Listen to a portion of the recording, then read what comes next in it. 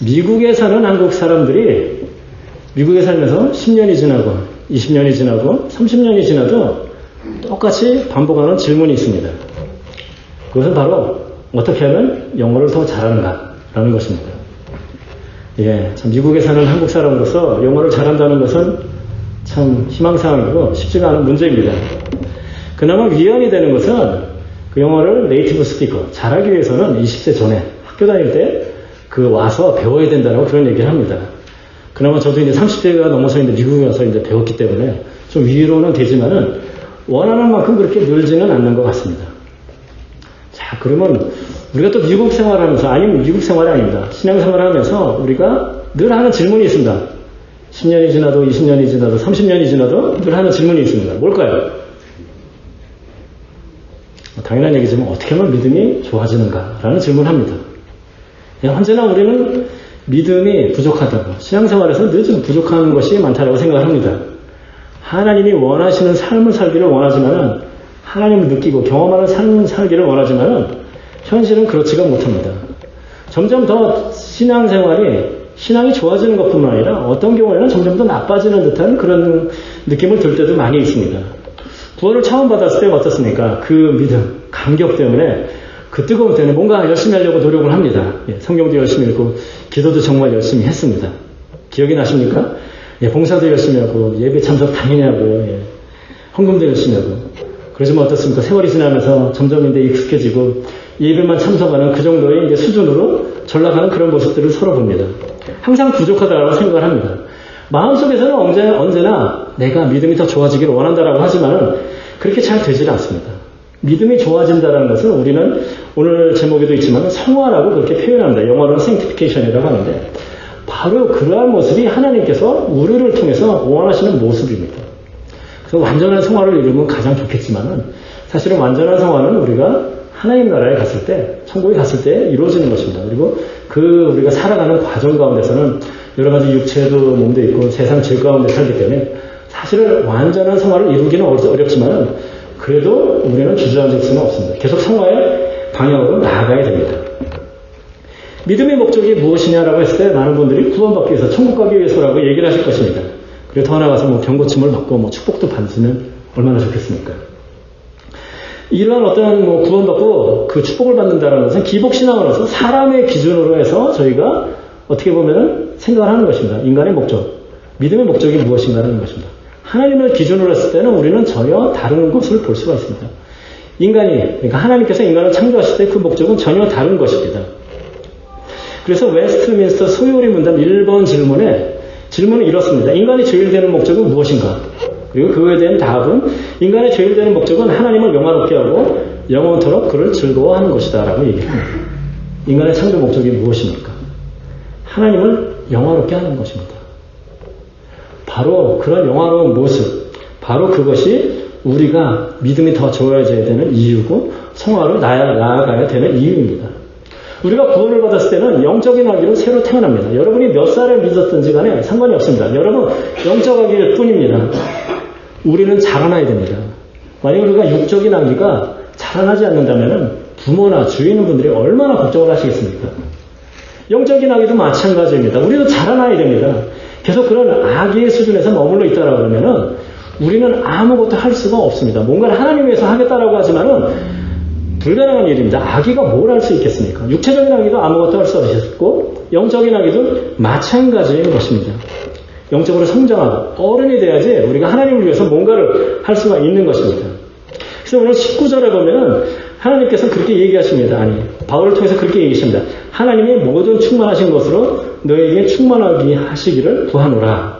하나님의 충만, 하나님의 완전하신 모습이 너희들에게도 나타나기를 원한다라고 바울은 얘기를 하고 있습니다. 즉 성화가 이루기를 원한다라고 얘기를 하고 있습니다.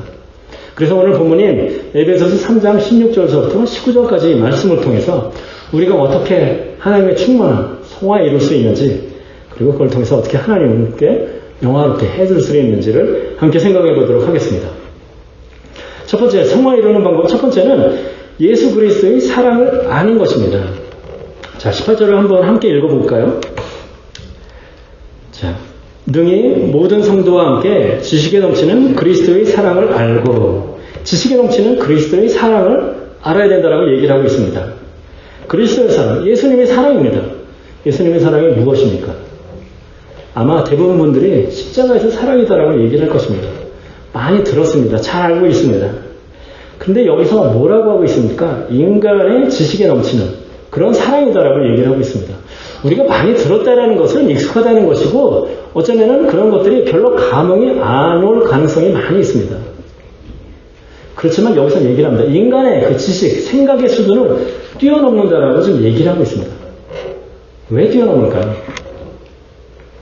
첫 번째는 하나님이신, 신이신 예수님께서 이 땅에 오신 것입니다. 성육신을 하신 것이죠. 이만큼 말도 안 되는 겸손, 사랑에 나타내는 것이 없습니다.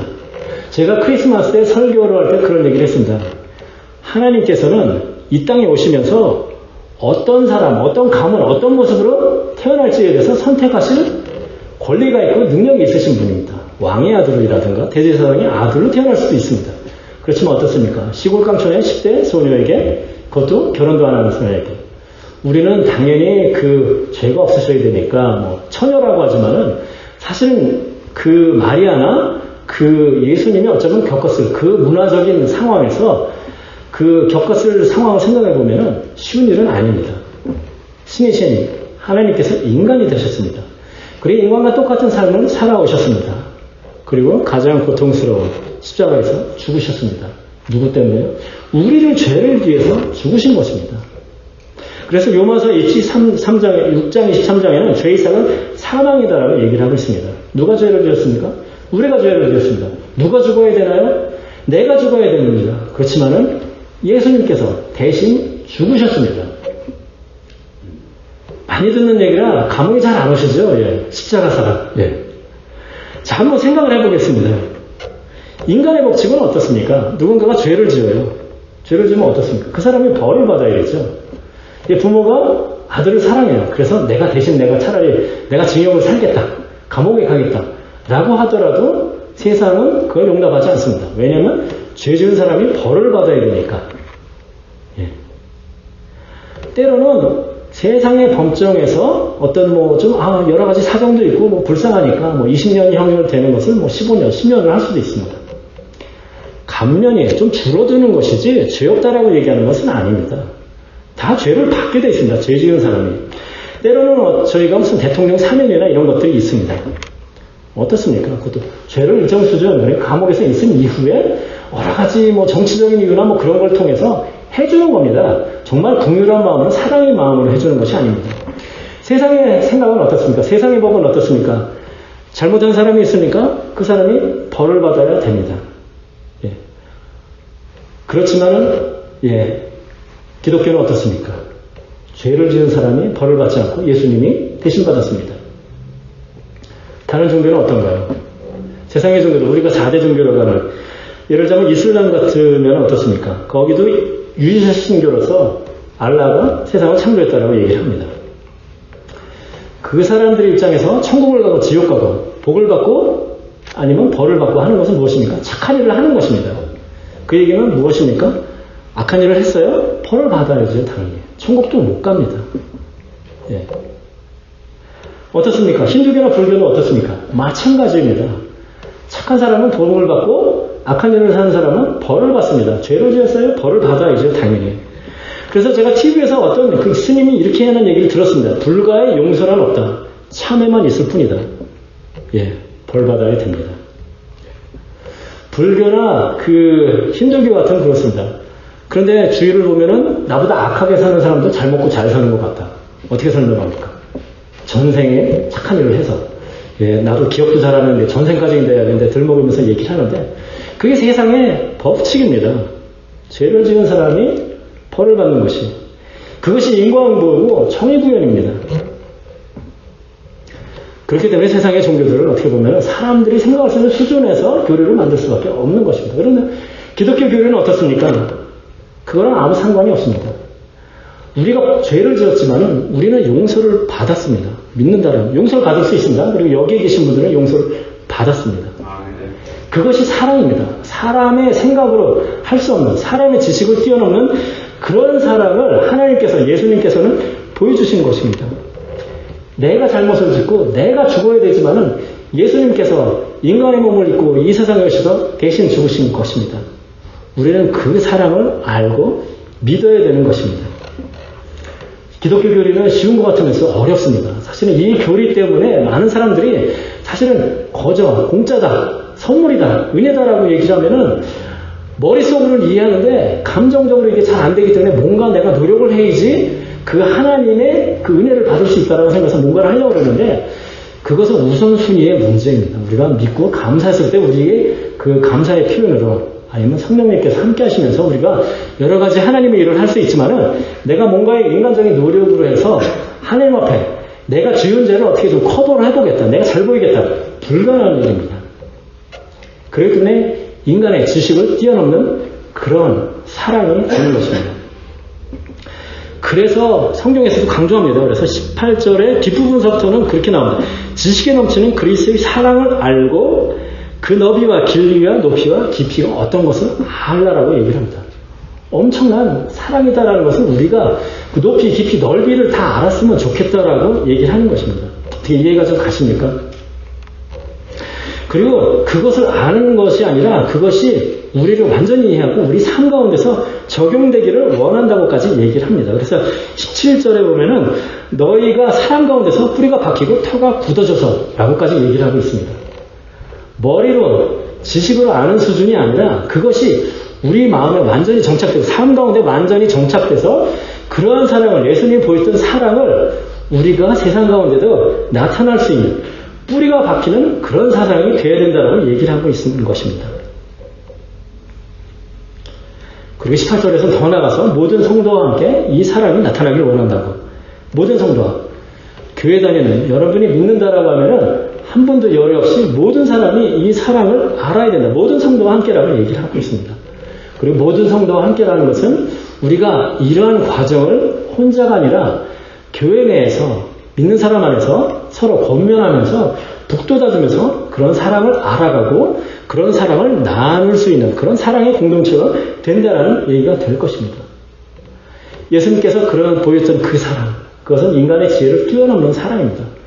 예수님께서는, 하나님께서는 그러한 사랑을 우리도 알고 경험하고 실제로 행하기를 원하십니다. 그래서 갈라디아서 5장 22절에도 성령의 열매가 9가지 나오는데 그 중에 첫 번째가 무엇인가요? 사랑입니다. 사랑은 그 어떤 것보다도 우리가 아는 도덕적인 그런 것보다도 가장 중요한 것입니다. 그래서 여기 있는 모든 분들도 예수님의 그 사랑을 알고 그런 사랑을 행하고 전하는 그러면 사람이 되시기를 주님의 이름으로 축복합니다. 두 번째 우리가 성화에 이르는 방법은 속사람이 강건해져야 합니다. 그래서 16절을 함께 읽어보도록 하겠습니다. 그의 영광의 풍성함을 따라 그의 성령으로 말미암아 너희 속사람을 능력으로 강건하게 하시오며 속사람을 강건하게 해야 된다는 얘기를 하고 있습니다. 속사람이라는 얘기는 무엇입니까? 겉사람도 있다는 것을 알 수가 있겠죠. 겉사람은 무엇입니까? 우리 그냥 몸입니다. 몸을 생각할 수가 있고 또 다른 측면에서는 우리가 눈으로 볼 수 있는, 눈으로 보여지는 그런 것들이 겉사람이라고 생각할 수 있습니다. 교회 내에서는 어떻습니까? 얼마나 성경 지식이 많은지, 기도를 얼마나 열심히 하는지, 봉사를 얼마나 하고, 헌금을 얼마나 하고, 그런 것들이 보여주는 겉사람이라고 생각할 수가 있습니다. 사람들이 평가하는 것입니다. 이러한 것들이 그 신앙의 깊이가 겉으로 나타나는 것일 수도 있고, 아닐 가능성도 있습니다. 그냥 사람들에게 보여주기 위해서 하는 거일 가능성도 있습니다. 2000년 전에 바리새인들은 어떻습니까? 그들은 금식을 일주일에 이틀씩 했습니다. 11조는 하나하나 세세하게 지키면서 다 했습니다. 기도도 하루에 몇 번씩 그 정해진 시간에 성전에 올라서 기도를 했습니다. 그들은 성경 말씀을, 즉 율법을 잘 지키기 위해서 장로의 전통까지 세우면서 하나하나 잘 지키려고 노력을 했습니다. 구약의 말씀들을 다 줄줄이 외웠고요. 이런 사람들이었습니다. 만약 현대에 어떤 사람이 교회에서 열심히 봉사하고 노력만 잘하는 사람이 있다. 바리새인의 수준은 절대로 따라올 수가 없습니다. 그들의 노력과 정성과 그런 것들을. 자, 그러면 바리새인은 서기관들, 예수님이 그들을 어떻게 평가하셨나요? 비난하셨습니다. 왜 비난하셨나요? 겉으로 보이는 열심은 있었지만 그 마음 가운데 마음이 없었다라는 얘기를 하는 것입니다. 겉사람은 사람들에게 좋게 보였지만 속사람은 아니다라고 얘기를 하시는 것입니다. 그래서 예수님께서는 마태복음 6장 5절에 기도할 때 외식하는 자들과 같이 하지 말라. 바리새인이나 서기관을 얘기하는 것입니다. 그들은 사람에게 보이려고 회당과 큰 어귀에 서서 사람들에게 보이려고 기도를 한다라고 얘기를 합니다. 기도하기를 좋아한다라고. 우리도 그런 기도의 모습은 없습니까? 다른 여러 가지 교회에서 하는 것들이 그러한 모습이 있지는 않습니까? 예수님 당시만이 아닙니다. 이사야 시대에도 마찬가지입니다. 이사야서 1장 12절에도 너희가 내 앞에 보이러 오니 내 앞은 무엇입니까? 하나님 앞에서 보이러 오니 누가 너희에게 요구하였느냐? 내 마당만 밟을 뿐이다라고 얘기하고 있습니다. 당시 이스라엘 백성들이 한 것이 무엇입니까? 하나님의 율법대로 제사를 드렸습니다. 절기를 지켰습니다. 그런데 그러한 것들이 하나님 보시기에는 하나도 중요한 것이 아니다. 내 마당만 밟을 뿐이다. 다른 성경 구절에서 역겹다고까지 그렇게 하시는 것들을 우리가 볼 수가 있습니다. 즉 우리는 겉으로 보이는 것이 아니라 속에 있는 것이 중요한 것입니다. 겉으로 보이는 모습은 사람을 속일 수가 있습니다. 포장된 모습이고 그런 것들도 사회생활을 하는데 중요합니다. 제가 이렇게 얘기하기 때문에 그것이 중요하지 않다라고 얘기하는 것이 아닙니다. 저도 신경 씁니다. 당연히 겉모습 신경 쓰죠. 그렇지만 중요한 것은 겉모습뿐만 아니라 속모습까지도 우리가 더욱더 강건해지고 좋아져야 된다는 것입니다. 속모습과 겉모습이 다르지 않아야 된다는 얘기를 하고 있는 것입니다. 그래서 고린도서 4장 16절에도 우리가 낙심하지 아니하노니 우리의 겉모습은 낡아지나 우리의 속사람은 날로 새로워지도다. 나이가 들면서 여러 가지 노화 증상들이 있습니다. 여기 어르신들도 많이 있지만 그렇지만 어떻습니까? 겉모습은 우리가 나이가 드는 노쇠 현상이 나타날지라도 우리가 속모습은 더욱더 날마다 새로워지면서 젊은이들보다 더 좋을 수도 있고 하나님 보시기에 더 좋을 수 있다라고 얘기를 합니다. 우리는 그런 모습이 되어야 되는 것입니다. 그리고 그렇게 강건해지는 방법으로서 16절에는 그의 영광의 풍성함을 따라 그의 성령으로 말미암아 성령을 통해서 우리가 그 속사람이 강건해질 수 있다라고 얘기를 합니다. 성령님은 어떻습니까? 우리가 보이지 않는 곳에서 우리를 인도하시고 때로는 필요하면 우리를 책망하시고 우리를 도와주시는 그런 분입니다.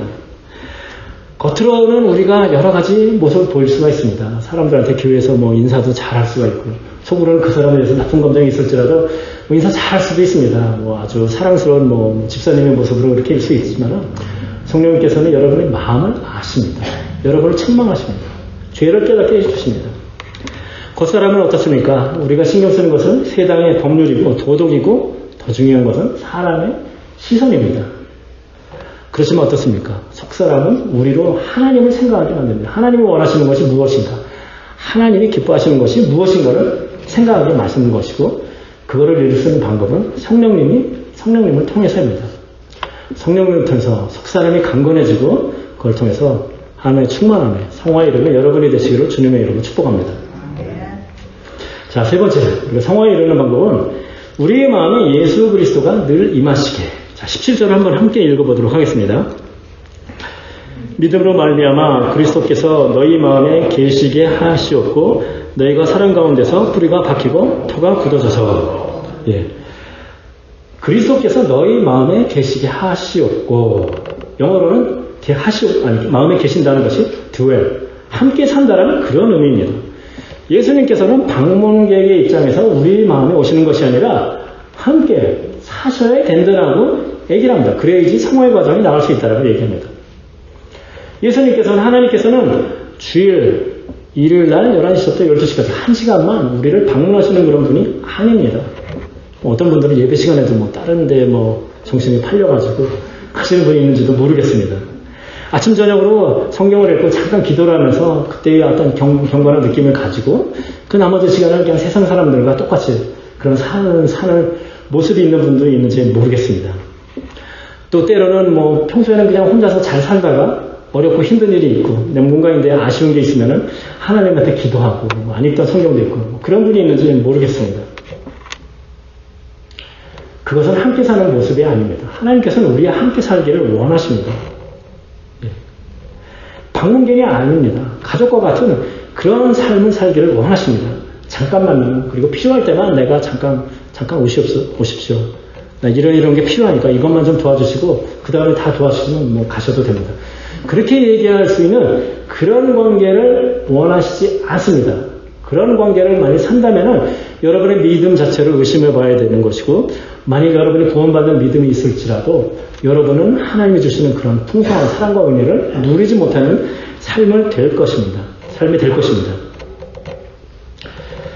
어떤 분은 그런 생각을 하실 것입니다. 나는 하나님과 같이 사는 삶을 살기로 하는데 하나님은 왠지 저 하늘 높은 곳에 계셔가지고 나의 여러 가지 것들을 별로 챙기지도 않으시고 관심도 없으신 것 같이. 그러니까 하나님을 잘 못 느끼겠다라고 하시는 분이 있는지 모르겠습니다.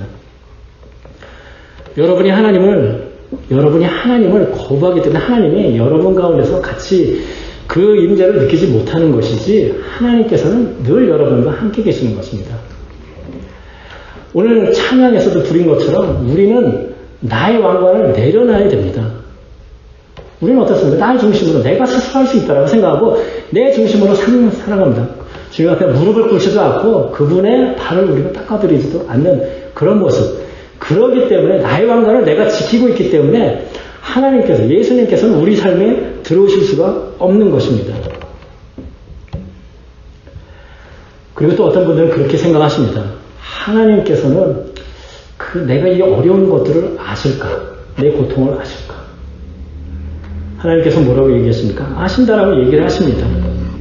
히브리서 4장 15절에 보면은 우리에게 있는 대제사장은 우리의 연약함을 동정하지 못하실 리가 아니요 모든 일에 우리와 똑같이 시험을 받으시니로되 죄는 없으시도다. 우리의 연약함을 동정하지 못하실 리가 아니다. 동정하실 수 있다는 얘기입니다. 부정을 두 번 해서 그런데. 그리고 그 이유는 무엇입니까? 우리와 똑같이 시험을 받으셨다라고 그렇게 얘기합니다. 인간 기준으로 표현했기 때문에 시험이다라고 얘기했는데요. 예수님은 어떻습니까? 인간의 몸을 입고 이 땅에 오셨습니다. 가난한 목수의 가정 가운데서 태어나셨습니다. 예수님 밑으로 형제들이 있습니다. 남자 형제들, 여자 형제들이 성경에 나와 있습니다. 가난한 집에서 형제 많은 집, 대충 삶이 어땠을 거라고 여러분이 생각하실 수가 있습니다. 가난한 삶을 사셨습니다. 사역을 시작하시면서는 40일 동안 굶주림을 겪으셨습니다. 배고픔을 아셨습니다. 예수님이 사역하실 때 많은 사람들이 따르는 사람도 있었지만 예수님을 거부하고 예수님을 죽이려고 하는 사람들도 많이 있었습니다. 예수님의 가장 중요한 12제자 가운데 한 사람 가룟유다는 예수님을 팔았습니다. 배반했습니다. 12제자는 예수님이 잡히는 순간에 다 도망을 갔습니다. 예수님이 예루살렘 성에 입성하실 때 호산나면서 예수님을 왕으로 세우려고 했었던, 예수님을 반들었던 사람들은 어떻습니까? 며칠 후에는 예수님을 못 박으라고 소리치는 사람이 됐습니다. 그리고 어떻게 보면 인간으로서 겪을 수 있는 가장 극심한 고통이 십자가에서 죽으시면서 고통을 겪으시고 죽음도 직접 겪으셨던 그런 분입니다. 우리는 살면서 그런 얘기를 합니다. 내가 정말 힘들고 어려운 일이 있을 때 누가 내 어려움을 알까? 내 가족이, 내 친구가, 때로는 친구가 가슴마음으로 그래 나는 알 것 같아. 알아 라고 하더라도 알기는 뭐가 알아 라고 하는 경우들이 있죠. 그럴 때 여러분은 하나님께, 예수님께로 갈 수가 있습니다. 왜요? 다 겪으셨기 때문에. 여러분이 좀 더 성경을 연구해 보면은 정말로 다 겪으셨구나, 아시겠구나 하는 것을 알 수가 있습니다. 그렇기 때문에 우리의 연약함을 아십니다. 동정하실 수 있는 그런 분이신 것입니다. 저는 기독교의 상징이 십자가라는 것이 너무나 좋습니다. 어떤 그 종교의 상징은 너무 인자한 모습에 어떤 그 종교의 창시자의 모습이 있는데, 기독교의 상징의 십자가는 어떻습니까? 구원을 나타내지만 또 다른 측면에서는 죽음이고 고통을 나타내는 것입니다. 그 십자가를 바라보면서 우리는 예수님도 이렇게 어렵고 힘든 고통에 그것을 겪으셨구나, 내 고통도 이해하시겠구나 라는 것을 우리가 알 수가 있습니다. 그리고 그런 고통을 아시는 것뿐만 아니라 우리를 주님의 그 쉼으로 인도를 해주십니다. 초대를 해주십니다. 그래서 마태복음 11장 28절에 수고하고 무거운 짐진 자들아 다 내게로 오라, 내가 너희를 쉬게 하리라 라고 얘기를 해주시는 것입니다. 어렵고 힘든 일이 있을 때 우리는 하나님께 달려갈 수 있습니다. 그래서 우리가 하나님이, 예수님이 우리가 늘 마음속에 계시게 하고 그걸 통해서 우리가 성화에 이르고 그리고 하나님이 원하시는 일을 하겠다? 제가 얘기를 하죠. 우리에게 있는 베네핏이 훨씬 많습니다. 하나님은 우리에게 쉼을 주겠다라고 얘기를 해 주시는 것입니다. 그리고 함께 사는 방법, 어떻게 보면 그걸 어떻게 할 수 있을까? 믿음을 통해서라고 17절에 얘기를 하고 있습니다. 믿음을 통해서. 즉 우리는 그것을 누리기 위해서는 먼저 구원을 받아야 됩니다. 그리고 구원받았을 때 성령님께서 우리 마음속에 와 계시는 것입니다. 많은 사람들이 성령님이 정말 내 마음에 계신가? 나의 왕관을 내려놓지 않았기 때문에 그런 것이지, 내려놓는다면, 주인이 되신다면 여러분을 인도해 주실 것입니다. 그래서 여기 있는 모든 분들도 하나님과 함께하는 삶, 그리고 더 나아가서는 여러분의 왕관을 내려놓고 하나님께 드리는 삶을 통해서 성화를 경험하시고 하나님이 원하시는 삶을 사시는 여러분이 되시기를 주님의 이름으로 축복합니다. 말씀을 맺고자 합니다. 성화에 이르는 삶에 대해서 얘기를 했습니다. 그래서 예수님이 보여주던 그 사랑을 우리가 알아야 되고 속사람이 강건해져야 되고 그리고 예수님이 우리 마음속에 권하는 그런 삶을 살아야 되는 것입니다. 우리가 겉사람 몸을 건강하게 하는 데에는 우리가 어떤 지속적인 운동 그리고 옳은 방법을 하는 것, 뭔가를 꾸준히 해야 된다는 것을 압니다. 마찬가지로 우리는 속사람을 강건하게 하는 것도 뭔가를 꾸준히 해야 되는 것이 아닐까라고 생각을 해볼 수가 있습니다. 우리가 여러 가지 교회 예배 참석하고 헌금을 드리고 봉사를 하고 그런 것들도 여러분의 어떤 속사람에도 그 강건하게 하는 데 도움이 될 수 있지만은 사실 그것보다 우리가 하나님의 뜻을 알아가는 것이 중요합니다. 우리가 성경을 읽고 주님의 뜻을 알아야 되는 것입니다. 그래서 제가 늘 강조하는 것이 무엇입니까? 성경을 읽어야 된다. 성경을 1년에 일독을 하기 위해서는 하루에 몇 분이요? 15분. 15분만 투자하면 됩니다. 2번 읽기를 원하십니까? 30분. 예, 여러분 인생 바쁜 거 압니다. 예. 여러 가지 바쁘고, 예. 정확히 얘기하면 사실 세상에 여러 가지 것도 즐기느라고 좀 바쁘죠. 예. 정말 바빠가지고 30분도 15분도 못 내는 게 아니라 다른 것 때문에 바빠가지고 시간을 많이 못 내는 경우인데, 만약 여러분이 그러한 시간도 내가 낼 수 없다라고 그러면은 여러분의 인생에서의 우선순위가 잘못된 것이라고 생각할 수가 있습니다. 우리는 단 15분, 30분, 아니 그 이상은, 저는 지금 여러분을 간청하는 입장에서 15분이라고 얘기하지만은 하나님을 알기 위해서 우리가 더 노력을 해야 됩니다. 성경 읽는 것은 하나의 시작일 뿐이고 하나님과 함께하는 삶을 살아야 되는 것입니다. 그래서 프란체스코 교황은 그런 얘기를 했습니다. 휴대폰을 늘 붙들고 사는 현대인들을 향해서 휴대폰을 잊었다면 집에 다시 돌아가서 챙기고 하루에도 여러 시간을 휴대폰으로 시간을 보내지 않느냐. 그래서 성경에 담긴 신의 말씀, 하나님 말씀은 읽으면 어떻겠느냐라고 그런 얘기를 했다라고 합니다. 읽어야 됩니다. 우리가 휴대폰만 생각을 해도 마음이 좀 찔릴 겁니다. 아직 그 도전이 충분히 안 되셨다면은 예일대 연구팀이 50세 이상의 남녀 그 사람을 12년 동안 조사를 했습니다. 책을 읽는 사람과 책을 하루에 30분 이하 또는 30분 이상 읽는 사람들을 비교를 했습니다. 그래서 책을 30분 이상 읽는 사람들은 수명이 22년 이상이 늘어나고 어떤 사망률은 23%가 줄었다라고 얘기를 합니다. 오래 살고 싶으시죠? 책을 읽어야 됩니다. 자, 그런데 그 책이 생명의 말씀이 하나님의 말씀이라면 얼마나 좋겠습니까? 예. 우리는 생명의 말씀을 읽음으로써 여러 가지 축복이 있을 수가 있습니다. 자, 그 다음에 예수가 마음에 거하는 삶, 함께 사는 삶은 무엇을 통해서 할 수 있을까요? 기도를 통해서 할 수가 있습니다. 기도를 통해서 우리는 그 하나님과 함께하는 삶을 살 수가 있는 것입니다. 함께 산다는, 즉 가족은 무엇입니까? 여러 가지 기쁜 일이 있고 어려운 일이 있고 힘든 일이 있을 때 대화하면서 함께 나누는 것입니다. 우리가 기도를 통해서 하나님과 관계를 맺을 수가 있습니다. 여러분이 어쩌면 기도라는 것에 대해서 내가 원하는 것을 구하고 그것을 얻는 것이다 라고 하면 기도의 그 풍성한 것에 정말 아주 작은 부분만을 누르고 있는 사람이다라고 생각할 수 있습니다. 하나님은, 예수님은 우리가 도깨비 방망이처럼 아니면 알라딘의 램프의 지니처럼 우리가 원하는 것을 얻기 위해서 구하는 그런 분이 아닙니다. 우리는 관계를 맺어야 되는 것입니다. 그걸 통해서 여러 가지 눈에 보이지 않는 것, 눈에 보이는 것 포함이고요, 당연히. 눈에 보이지 않는 여러 가지 그런 우리의 그런 그 장점들이, 이익들이 많이 있습니다. 하나님을 위해서 하라는 것이 아니라 여러분을 위해서 하라고 얘기를 하는 것입니다. 그래서 우리가 따로 시간을 내서 기도하는 그런 시간들은 또 필요합니다. 그렇지만은 더 나아가서는 늘 삶 가운데서 그 하나님의 뜻을 생각하면서 함께하는, 대화하는 그런 삶이 필요할 것입니다. 그래서 우리가 운전을 하면서라든가, 설거지를 하면서라든가, 요리를 하면서, 회사에서 어떤 미팅 같은 거 하기 전에 어떠한 시간이더라도 우리가 하면서 짧게라도 나와 함께 해주시옵소서, 도와주시옵소서, 여러 가지 그렇게 생각하면서 기도할 수가 있습니다. 그래서 데살로니가 전서 5장 17절에도 보면은 쉬지 말고 기도하라고 얘기를 하고 있습니다. 쉬지 말고 어떻게 기도를 합니까? 그 얘기는 무엇이겠습니까? 당연히 우리 삶 가운데서 늘 대화하는, 기도하는 그런 마음이 있어야 된다는 얘기를 하는 것일 것입니다.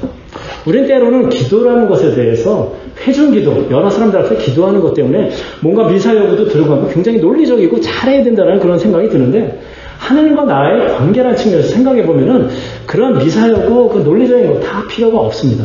저도 제 기도를 생각해 보면은 여러분 앞에서 회중에서 기도하는 거랑 제 개인적으로 기도하는 거랑 내용이나 방식이나 이런 것도 완전히 틀립니다. 완전히 틀립니다. 그냥 얘기하듯이 해요, 그냥. 아쉬운 거 있으면 뭐 하소연도 좀 하고, 따지기도 좀 하고, 네, 감사도 하고, 그런 식으로 합니다. 그런 기도를 통해서 우리는 하나님이 거하시는, 그리고 성화 이루는 삶을 살 수가 있는 것입니다. 자, 오늘 그 성화 이루는 삶에 대해서 얘기했습니다. 그리고 구체적인 방법으로서 성경을 읽고, 그 다음 기도하는 그런 삶을 얘기를 했습니다. 여기는 여러분들도 그런 말씀을 통해서 하나님이 함께 하시고 예수님의 그 사랑도 알고 속 사람이 강고전해지는 그런 모습을 통해서 정말 주님이 원하시는 성화된 삶을 사는 여러분이 되시기를 주님의 이름으로 축복합니다. 기도하시겠습니다. 사랑하신 하나님 아버지 감사합니다. 오늘 또 말씀을 통하여서 정말 우리가 성화에 이를 수 있는 방법을 얘기해 주시면 감사드립니다. 우리가 살면서 정말 구원받는 것에만 감사하고 이 정도 교회 다니면서 예배드리고 헌금하고 봉사하면 되겠지라고 생각하는데, 하나님께서는 우리가 영적 아기의 수준에 머무는 것이 아니라 성장하여서 더욱더 주님의 그 풍성함을 누리고 또 주님의 그 사랑을 세상에도 전하는 그런 복된 삶을 살기를 원하신다는 것을 알았습니다. 우리가 변화하기를 원합니다. 주님의 말씀을 읽으면서 주님에 대해서 알기를 원하고, 아버지 기도를 통해서 하나님과 교제하고 주님과 늘 함께하는, 주님이 내 마음속에 권하는 그런 삶을 삼기를 원합니다. 그래서 주님을 믿는다고 하면서도 세상 사람들과 똑같이 넘어지고 쓰러지고 아버지 불평과 아버지 미움과 그런 가운데 사는 것이 아니라 정말 주님의 사랑, 은혜를 나타내면서 세상 사람들과 다른 그런 모습을 나타내는 저희가 될 수 있도록 주님께서 축복하여 주셨어서 예수님 이름으로 기도드렸습니다. 아멘.